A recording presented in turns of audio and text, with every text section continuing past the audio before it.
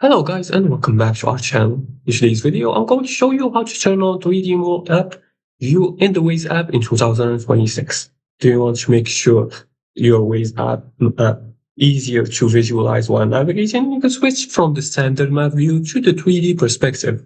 And here's exactly how to do so.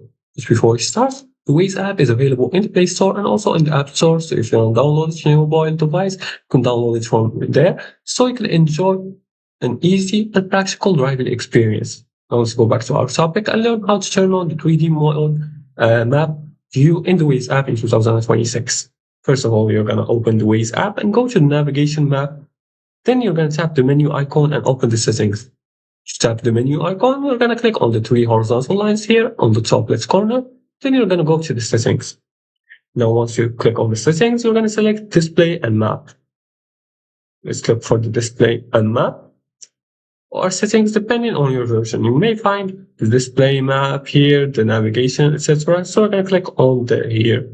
And from this option right here, we're going to look for the option related to the map view or 3D view. It's the second option right here. It says map view.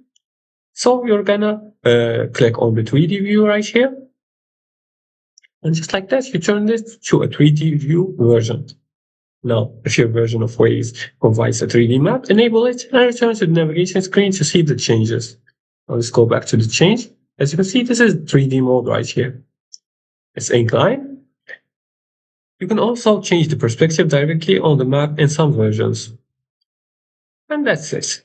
That's how we use 3D side perspective in the Waze app in 2026. Give it a try on your next navigation routes. Thanks for watching and see you again in the next tutorial.